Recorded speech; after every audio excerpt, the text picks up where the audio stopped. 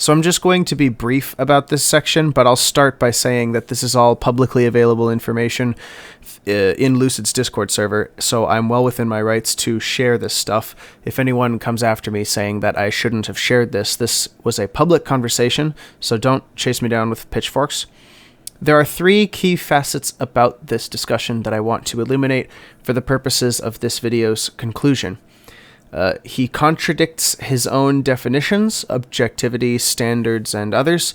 He states that nothing can truly be objective because all standards are man-made, and he became very aggressive when I even hinted at the idea that he should want people to think like him if he really believed what he said as truth. Because to behave that way would obviously not entitle people to their opinions and beliefs, and he wants people to think the way they want to think, and that he simply provides his own perspective as some kind of testament to his experience as a human. So this entire conversation was a relativistic mess. It started with immediate dishonesty and shutdown from Lucid on the standpoint that because our definitions and standards, quote-unquote, are different, we're not going to agree. So I'm just going to get this next part out of the way. What does objective mean? And as a consequence, what does it mean to qualify something as objective? The definition gets kicked around a lot to suit people's narratives and personal preferences, but I'm going to the root. Objectivity is something that can be discovered to be true outside of the biases, relativist, and emotionally variable ideas of man.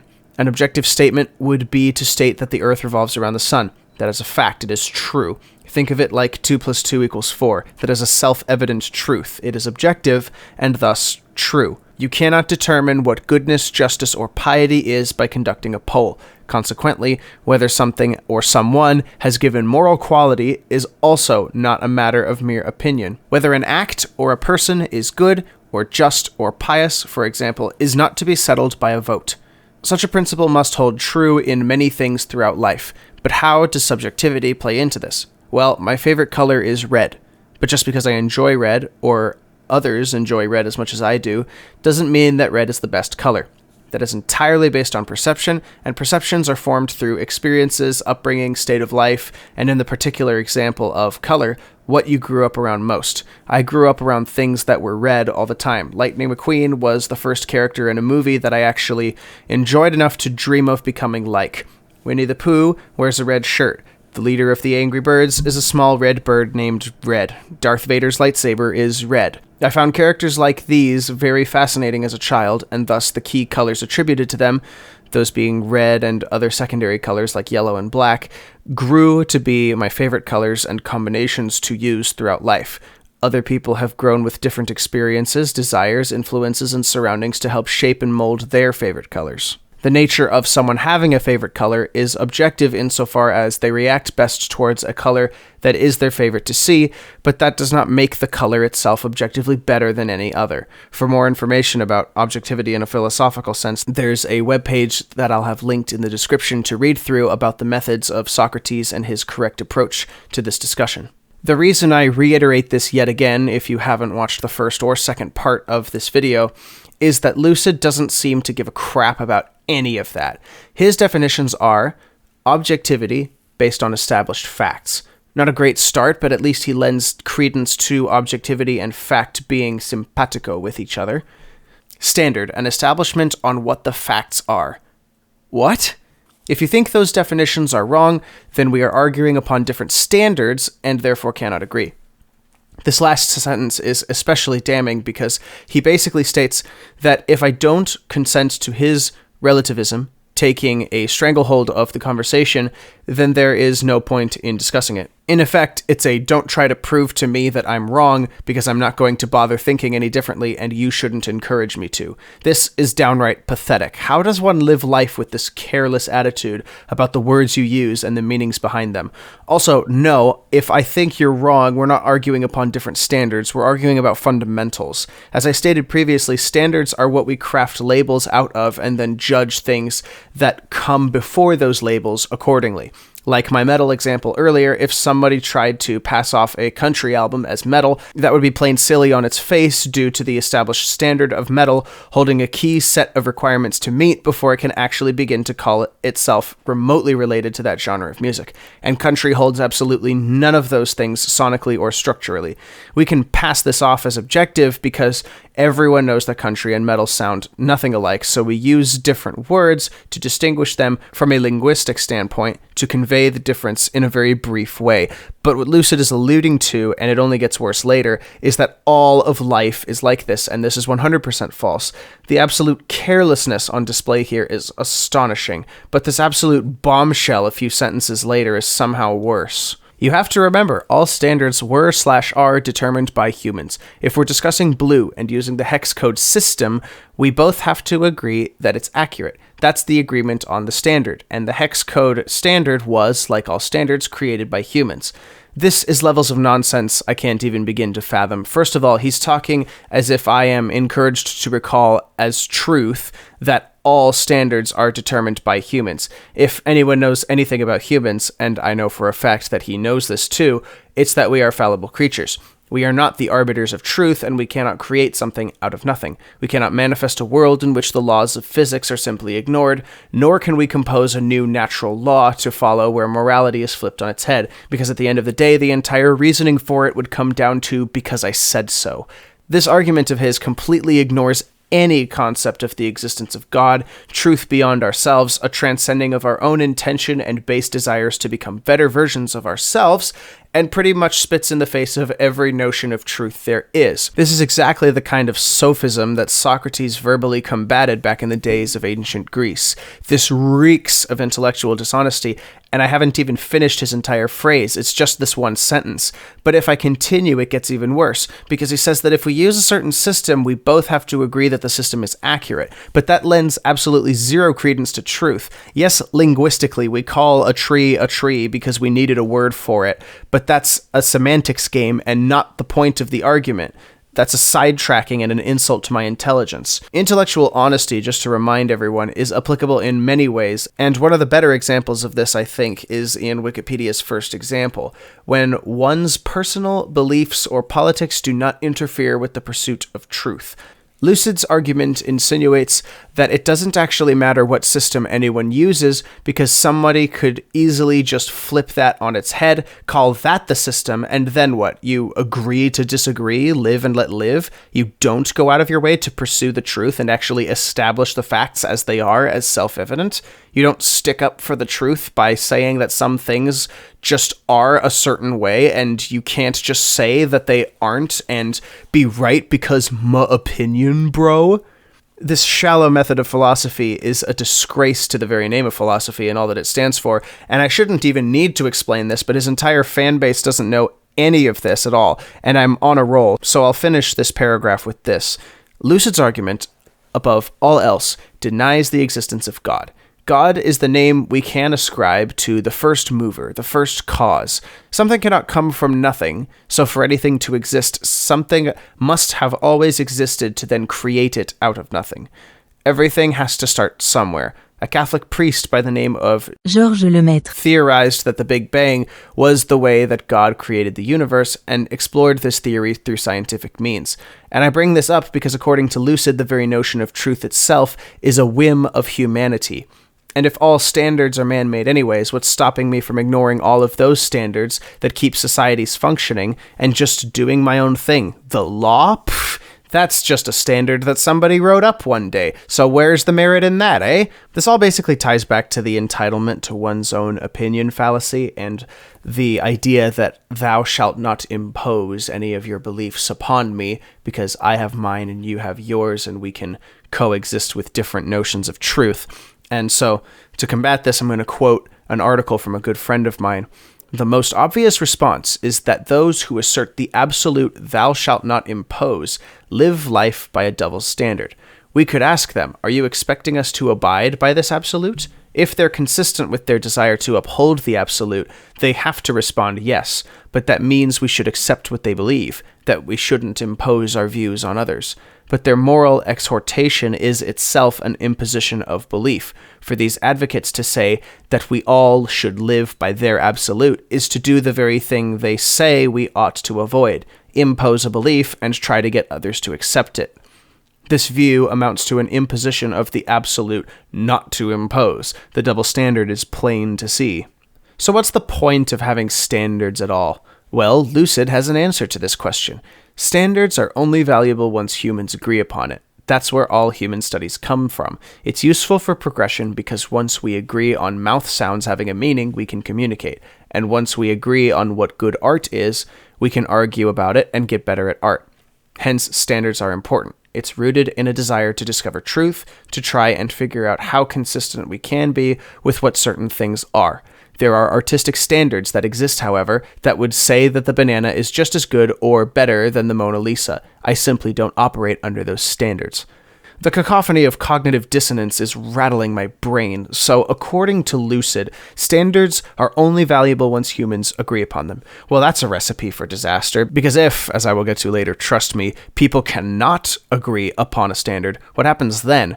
What if people are so stubborn as to simply discard the truth for the sake of personal satisfaction? There are plenty of people in plenty of evil industries, inferior cultures, and outcasts of higher cultures that do just that, live for the self, and look where that gets them. Also, Lucid outright lies here. Human studies originate from the simple fact that truth must exist in all things, because if it didn't, everything would collapse into itself and become nothing. The ancient Greeks figured out a long time ago that if things were as relativistic as all this, then fire could simply become water, and all would become nothing, and nothing would become all. Yet we witness forms in the universe, forms that maintain themselves and act in accordance with their nature. Animals are born and survive in various ways. Stars die and are born anew in specific ways. Even the way our planet functions, there are patterns that do not deviate from the norm when left to their own devices and void of human intervention. Yet even still, we as people are part of the pattern of this universe, searching for the truth in all things. Human studies, by which Lucid really means philosophy, is born when someone asks, what is it? Why? How? It is all done in the pursuit of truth. Philosophy is derived from the Greek word that translates to love of wisdom. Not knowledge, but wisdom. Philosophy involves asking questions about the world, like I stated earlier, the whys, whats, and hows. To directly quote one of the websites I mentioned earlier, the Euthyphro gives us a good example of Socrates' belief that moral qualities are real, not conventional. Euthyphro suggests that piety can be defined as what the gods all love. Socrates objects. Even if all the gods agree about what things are pious, that doesn't tell us what piety is. Even a poll of the gods is just a lot of opinions. He gets Euthyphro to admit that it is not because they are loved by the gods that things are pious. Rather, they are loved by the gods because they are pious. So piety cannot be defined as being God-loved. For if it were to be so defined, since Euthyphro admits that the gods love pious things because they are pious, he would also have to accept, substituting God-loved for pious, that the gods love pious things because they are God-loved. But this Euthyphro rightly denies, for it would lead to circularity. The gods cannot love things because they love them. That would make their love whimsical and without foundation. If the gods love something because it is pious, then its being pious must be something independent of their loving it, something independent of opinion, something objective. Another way of putting the point, moral qualities are not like such qualities as fame or popularity. A thing is popular just because people like it. If you ask them why they like it, they may have their reasons, because it's bright, or flashy, or durable, or economical, or beautiful, etc. But someone who answers, I like it because it's popular, is making some kind of mistake, for he seems to have no reason for liking it other than the fact that most other people like it. But what reason do they have? If their reason is the same as his, they may all be making a huge mistake. They all agree with one another in admiring it, but there's nothing about it they admire. If they have some other reason, then his reason seems to be dependent on theirs. His liking it because they like it is rationally justifiable only to the extent that their reason for liking it is a good one. It's quite interesting to me how, at the time, most philosophers stated things in rather opinionated ways due to the lack of resources and knowing that there was always something they could still understand better. Socrates is notable as a figure because he was one of the first to be most outspoken in his views as not being merely opinions, but beliefs that held objective weight that others should heed. This eventually would get him killed for labeling the state religion, polytheism, as falsehood in favor of the monotheistic model. Socrates discovered before all of us that there could only ever be one God, no matter which way you spun it, and he was willing to die for the truth. And no, just because somebody's willing to die for their cause doesn't automatically make it right. That is a result of skewed views of morality that have always and always will plague the world.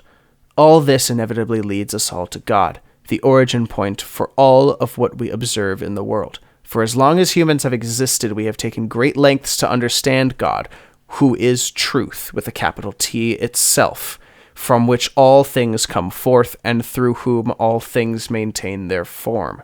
As a result, we study capital T truth in all things we observe and experience as a way of understanding God and his creations better. That is the root of human studies. That is the core of philosophy. The core of philosophy is not seeking what is most amicable for a certain group of people because everyone's afraid of offending everyone else because my truth versus your truth, or I simply don't operate under those standards. You operate under no standards at all, you pathetic excuse for a philosopher. The other sentence in this that I haven't addressed yet is simply another distraction from the main point by comparing linguistics and the invention of language as part of the conversation when it very obviously isn't. To end this all off, I need to admit something. In this conversation on Discord, I hold back on Lucid for the sake of amicability in the conversation. After far more deliberation and firm resolve, I will not do so here. Lucid states that there is no point in attempting to figure out which one of us is right or wrong in our operating standards, quote-unquote, because our very definitions of right and wrong are fundamentally different. This very plainly is bailing out of the Socratic discussion at its apex, when truth is challenged and integrity must be maintained above all else, the hill of all hills upon which people must be willing to die on if they dare, with even a shred of honesty, to proclaim that what they believe in is true. This question of truth, of right and wrong, is the entire point of Socratic discussion and philosophy as we know it, the logical conclusion to it all. So I ask Lucid, if you believed in what you believe in so strongly, would you not instruct others to believe the same? You certainly went out of your way to call your chat out for disagreeing at the time of the episode.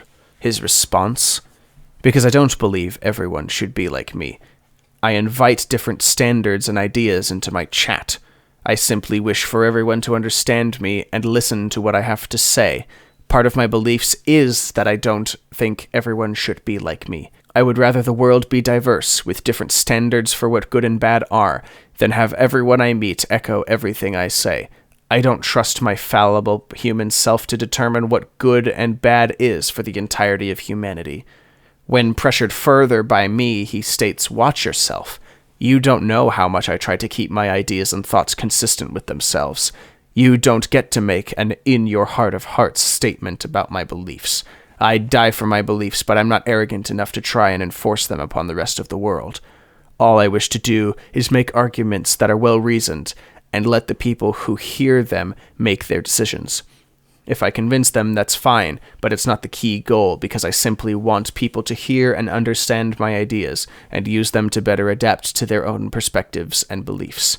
His fundamentals, apparently, are key goals that he strives for in life. To always be growing, whatever that means, respect the humanity of others, make a positive impact on as many people as possible, and convey his ideas as well as possible so that people may understand him. I do YouTube, he says, not solely because I want to make more money or whatever, but because I'm very passionate about it.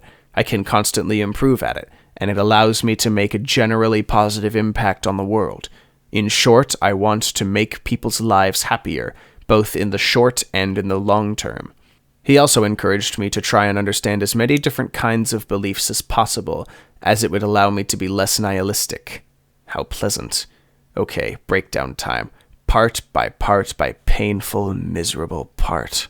Because I don't believe everyone should be like me, I invite different standards and ideas into my chat.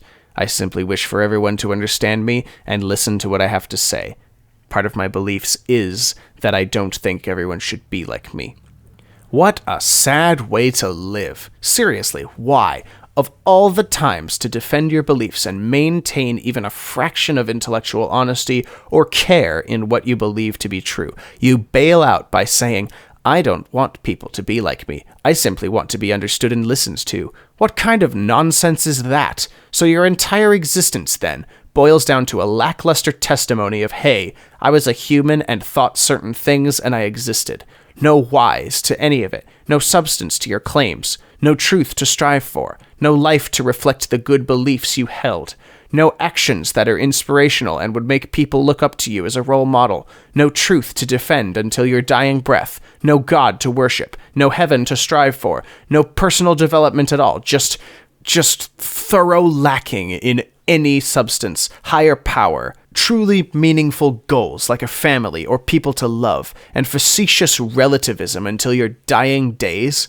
Really? That's it? Seriously? This is the problem with labeling standards, which at this point are more so defined by Lucid as matters of taste to approaches and practices in life, though he dare not admit so, as the basis of objectivity. It works until another equally valid standard shows up to disprove the presumed objectivity of your own standard, and to stand there and say that the standards are the basis of all objectivity, and going as far as to call your own live chat crazy for disagreeing, despite all the valid claims against your own claims, is not standing for any kind of truth at all. That's just being pretentious. And anyways, if truth is really so Morpheus as to be determined by the whim of your own personal views, and people who disagree with you are just wrong because they're not you, what kind of selfish and conceited jerk does that wind up making you? I would very strongly warn you, Lucid, and the other UFR hosts against adopting this relativist methodology further in your lives if you want any substance out of them. Truth is not debatable, it is factual by definition. To paint it as something determined by your own personal whims and thus defining truth as nothing more than personal beliefs, effectively substantiating it to nothing more than my truth versus your truth, is a very, very, very dangerous game to play. People have fought wars and sacrificed their lives for what they believe to be truth, not on any subjective matter, but objectively. People have believed that their way is the truth so stridently that they go as far as to kill one another for it. Am I saying that that's a good approach to defending the truth? No, but I am strongly advising against, to the point of practically commanding those listening to not adopt the principle in their lives that truth doesn't matter. People have died for the sake of being right, so if you're going to believe in something and believe in it with your entire being, go all the way. Don't go in half-cocked and say that it's objective to you and try to twist the meaning of the word. Say that what you believe is true, straight up, no weakness. If you did that, Lucid, I'd respect you much more for at least staking yourself clearly, but you won't even do that as you hide behind the petty and unbearably annoying shield of objectivity is that we both agree on a standard. I don't believe in that definition because it's not true for all the reasons stated prior. If you want to discuss that objectively as a pursuit of the truth, I would talk with you about such matters. But as long as you maintain the idea that any disagreement is simply a different standard, you earn no respect from anyone who would want to argue or discuss the matter with you. You don't come off as intellectually honest at all. You just come off as lazy. Exceptionally lazy. His defensiveness is nothing short of hilarious, however. Watch yourself. You don't know how much I try to keep my ideas and thoughts consistent with themselves. You don't get to make an in-your-heart-of-hearts statement about my beliefs. I'd die for my beliefs, but I'm not arrogant enough to try and enforce them upon the rest of the world. All I wish to do is to make arguments that are well-reasoned and let the people who hear them make their own decisions. If I convince them, that's fine, but it's not the key goal because I simply want people to hear and understand my ideas and use them to better adapt to their own perspectives and beliefs. Again, this is sad because, as I've proven exhaustively by this point, his beliefs aren't consistent with themselves at all. And yes, I do get to make an in your heart of hearts statement, because if you really had to die for your beliefs, you'd be confident enough to at least proclaim that in your heart of hearts, you firmly believe that what you believe is true. And as what logically follows with people, they want others to think like them, because that is how people have always lived in harmony, not by agreeing to disagree, but to agree on what needs to be agreed upon. Human progress has never occurred where people could not come to an understanding of the truth. The only way our understanding has grown is by discovering more about the truth and determining that the world indeed works the way it works. Yes, at times our human understanding is flawed because we as humans are fallible creatures, but that is not an excuse to be deterred from the pursuit of truth and striving to become better people as a result. To insinuate otherwise is a spit in the face of all humanity's progress. The truth in all things is very much attainable, and in this modern age we hold the access to much of it in our very hands and pockets every single day. We know that life is more than sitting inside, endlessly consuming media that does not engage us in critical thinking, filled with the bad habits of greed, gluttony, lust, and envy. We are made for so much more than that. And if you dare think, even for a second, that this is somehow just my opinion, and that others simply don't operate under those standards, and I can't impose mine upon them, get your pathetic, narcissistic, vile, let people enjoy things, live and let live, agree to disagree minds out of my sight. To act as if you're right, and when proven wrong, still be able to humble yourself and admit that you're wrong, then carry yourself with a better understanding of truth. If you can't do that, then you have no respect, dignity, self-esteem, or care for your own soul. Your nihilism is a result of letting people do whatever they want and not judge them on the basis of truth, morality, what God would want of us, and basic common sense is downright disgusting. I dare to stand for truth, and I dare to say that anyone who doesn't pursue it as vigilantly, responsibly, and consistently as I do is not doing it right. I dare to claim that my beliefs are the right ones, above all others, as anyone with a shred of self-respect and dignity would. If you can't do the same, then get there, because I promise you, having lived that life once before, there is nothing in it for you.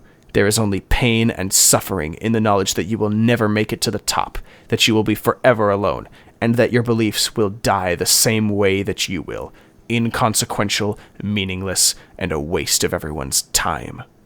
To end this all off, I want to read off parts of an article that was written by a very good friend of mine, the link for which will be in the description. Another problem with this absolute is that it's normally invoked only when it comes to things such as religious beliefs or morals. It's rarely, if ever, held up as a standard for living when it comes to science. Imagine a student saying to his physics professor, "Look, professor, you have your views on physics and that's fine, but keep them to yourself. Don't impose them on me." Surely, advocates of this absolute wouldn't want it to be applied here, but if it doesn't bind us regarding scientific beliefs, which involve claims about reality, then why does it bind us when we're dealing with religious and moral beliefs, which also involve claims about reality? These claims are that there is a creator whom we must worship, that there are objective goods determined by the human nature we share, and that our sexed bodies are charged with purpose and meaning such that to violate that meaning and purpose is to do violence against the human person. To say without a principled reason that the absolute binds in one category of beliefs but not in another is to endorse an arbitrary standard.